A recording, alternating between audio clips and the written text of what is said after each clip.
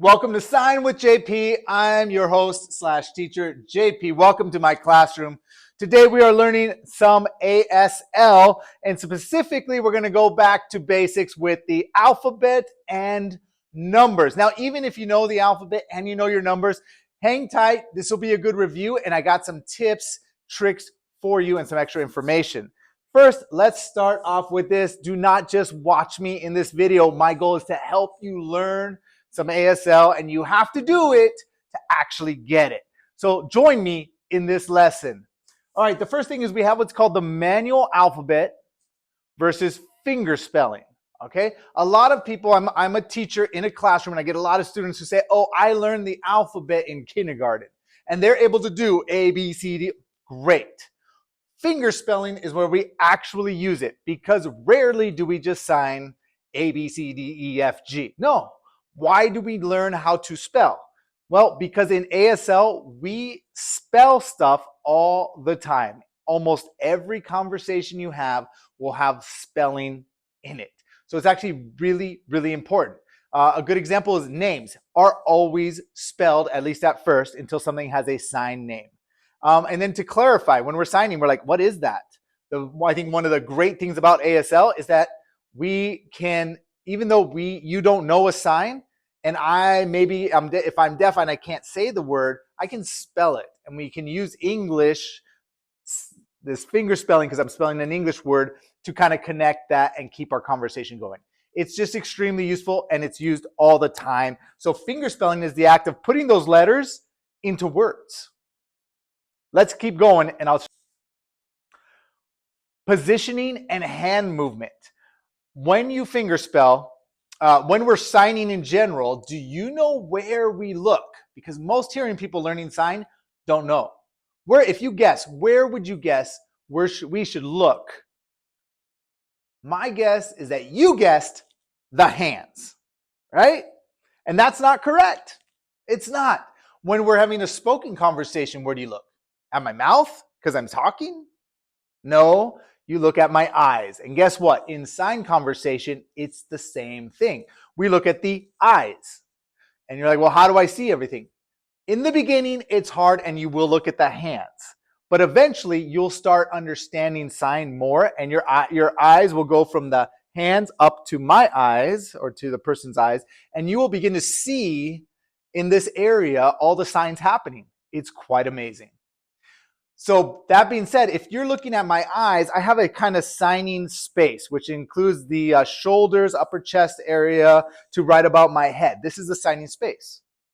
When we finger spell, I need to put my hand in that signing space, which means that this is bad hand positioning, because now your eyes have to go from my eyes down here to get what this is. So I'm going to lift this up. In fact, I want it to be in front of my shoulder. Okay, right in front of my shoulder, slightly in. That's the hand position, so that you can still be looking at my eyes and you will still see my hand. So I'm going to have my hand at that shoulder height position. And guess what? I'm going to have a nice natural bend in this. In other words, I don't want to be up in here all tight signing, and I don't want to extend my arm. This is the equivalent of yelling at you. I'm trying to yell at you. You better hear me, see me. All right, so a nice comfortable position right in front of my shoulder, nice arm bend. And the last part is I do not twist my hand so you can see it better. No, I want a nice comfortable hand shape. Eventually, as you get better, you can read finger spelling from all the way around the hand. So I don't need to turn my hand over here. You just read it from the back, and you'll eventually be able to get it. I know, you're like, wow, really? Yes, really. If you practice enough, you will get it. So when I look at my hand, if I just hold my hand like this, when I look at my own hand, I'm kind of seeing this side of my hand. Okay, I'm not seeing the back of my hand, because that means I'm turning it too much. And every once in a while, for some shapes, we will turn the hand. But basically, my hand will be here, palm out. And when I say that, I'm not turning the whole thing, just enough, right? Here's a great example. If you make an O like this, okay? When I look at my own hand, I'm pretty much seeing the O, and I can see through the O. I'm not seeing the back of my hand. I'm not seeing the front of my hand. So there's a good test for you. Let's get started. First, we have A. A is this hand shape. Make sure that your fingers are down and not tucked in. Down, so you can see the nails, okay? And that your thumb is pushed up against the hand. It should not be in front, and it should not be hanging out. Right up against the hand. A. B, we're going to extend those fingers up, keep them together, and now we're tucking the thumb. Okay? Now, you'll notice my pinky flails out just a little bit. That's just how my hand is. You never want to be stressed when you're doing these letters, so just comfortable hand shape, and sometimes my pinky flails out. That's just how my hand is. A C, we're going to make a C. All right? And when you look at your hand, you should see the C. For right-handed people, it's backwards. For left-handed people, you should be looking at a correct C. Okay? D, think lowercase d, because I'm going to bring my fingers together and stick my index finger. Now, this one always trips people up. So look at your hand. Look at my hand. Is it the same? Or is your middle finger touching your thumb? Is your index finger up? A quick story. When I very first learned ASL, I got this letter wrong. And every year I have many students who get this letter wrong because they think it's a different letter, which we'll get to in a second. So make sure that index finger pointing up. If you're still, I just got to drill this in. Make a number 1.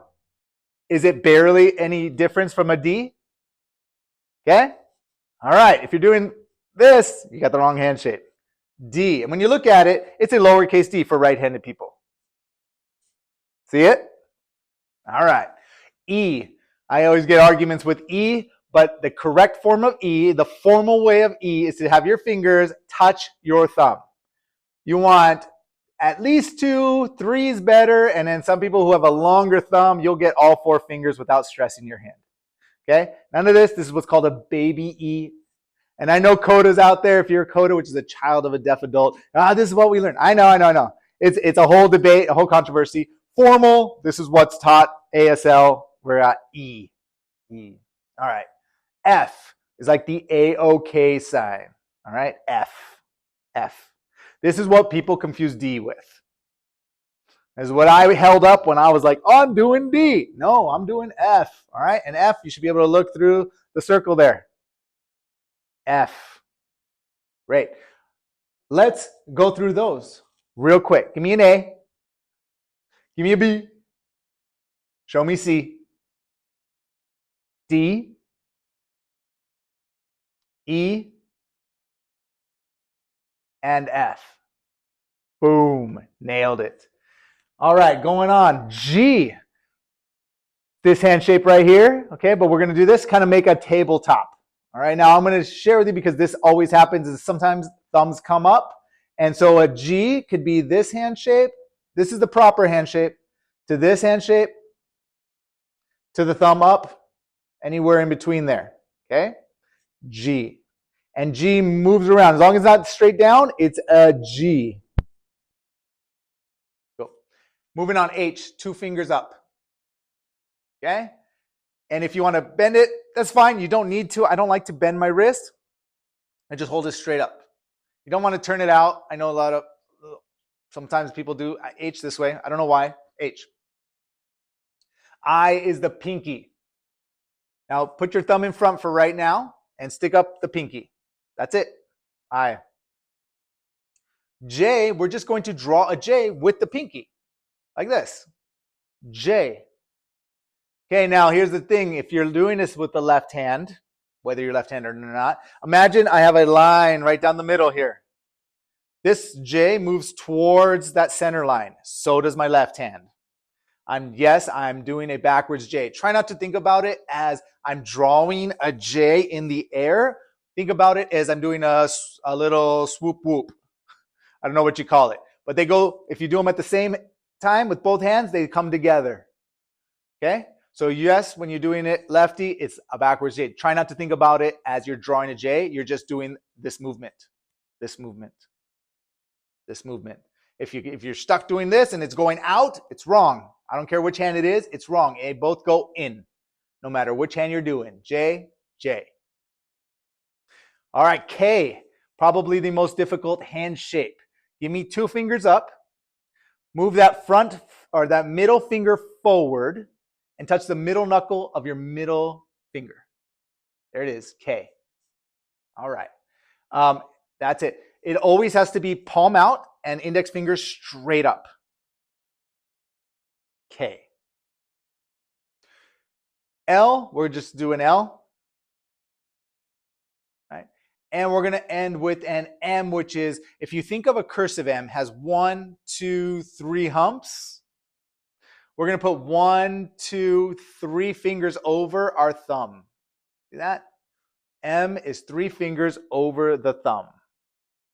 And yes, some people will even have that pinky up there too. That's okay as well. That's just an accent, we call it. Okay?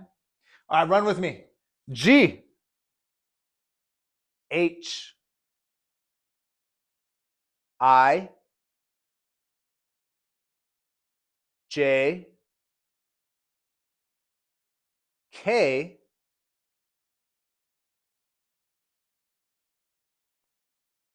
L, and M. Boom. All right, hold this. Think about the cursive N has 1, 2 humps. So we're just going to drop 1 finger. Now, N always has only 2 fingers. Okay, so 2 fingers over. A word about M and N is just drape your fingers over. Okay, you don't need to make a very tight, don't do that. Relax the hand. And just so you know, some people stick these straight out. If there's 2 fingers out, it's an N. 3 fingers out is an M. Again, accents. People do different things. I like to have a nice relaxed hand shape, and so I will just drop my fingers over. And I have kind of a shorter, stubbier hands, and so this is what my N looks like. Don't force it. As we get faster, you don't want to be forcing your letters. N. All right, show me O. We're just making O. You got it. All right, P, almost the same as K. Show me your K. Boom, right? K, and all we do is we're going to drop it. Okay, so K is index finger straight up. P is when it falls down. So this is very important because if you have a K name or a K word and you have a shy, droopy little K, it's a P. So I get girls named Kylie in my class or a Kyle in my class, and they'll be spelling it with a droopy K, which is P. And I'm like, Piley? Pile? I don't understand. So K always straight up. As soon as it comes down or moves in any other direction, it's a P. P. All right, Q. Do you remember your G? Show me G. Yep, G. Now, same thing as G. We're going to point it straight down. Q. There it is. If it comes up at all, it's a G. If it stays down, Q. Q. R. R is crossed fingers. Okay? A note about this, you do not, I can't even do it, so I have to use my other hand. You do not have to get that like really great cross in there. You don't need it. Just one behind the other. And it doesn't matter which goes where. Just do whatever's comfortable. I tend to do middle finger behind my index finger because it just moves easily in that way. That's up to you. R.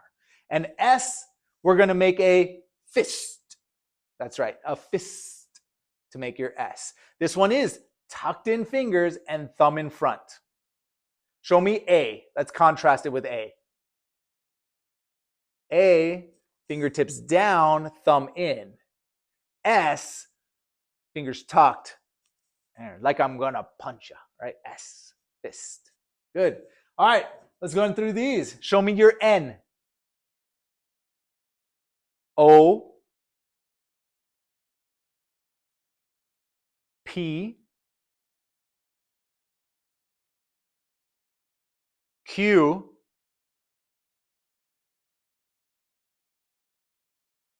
R, and S. Very nice. Let's finish it off with these guys right here. T is, remember N was 2 humps. T is going to be 1 hump, 1 finger over. Again, I just kind of droop my finger. If it's sticking out, still a T. If it's wrapped in there tight, close, it's a T. T. Now these UVW, super easy because you can actually see them in there. There's my U, all right? But wait a second, what if I turn it? What is this? H, that's right. I don't care if it's straight up, it's still an H. If as soon as I turn it out, it's a U. Now what if I split it? What do you see? A V, and if I add another finger, what do you see? A W. You got that? U, V, W. You're on your way. X, and this is the funkiest one. I get lots of complaints. Don't shoot the messenger. I'm just bringing it to you. I didn't make it up. X is a hooked finger. Okay? As a little crooked finger, that is X. People say, why isn't the R the X? I don't know. Sorry, no answers here. Y, fingers out, and look, you can see the Y. All right, and so when I'm doing a Y, I'm right here. Y. Y. And we're going to end with Z, and this is very important. The new style of Z is with the index finger. The old style was with the pinky. No one does that anymore. Only older people who learned this in like 1970s.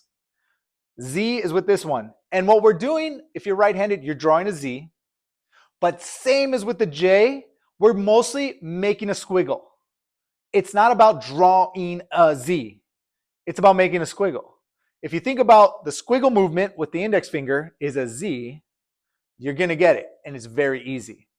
Similarly, it does go in that Z-ish formation there, okay? So think about this. Remember my center line, lefties, it goes in the same direction. So I start in, I go out, I come down in, and I go out. But again, I'm not drawing the Z, I'm mostly doing a squiggle. So just make sure that the hands mirror each other if the mirror is in the middle. See my hands? They squiggle down, squiggle down. Yours should be doing the same thing. Don't write a Z with your left hand. Squiggle. Let's do it. T through Z. V, W, funky letter X, Y, and Z. You got it. We're going to go through it one more time all together to make sure that you got it. So follow along with me. I'm not going to use my voice. Just sign with me. You know the alphabet, I assume. Let's go.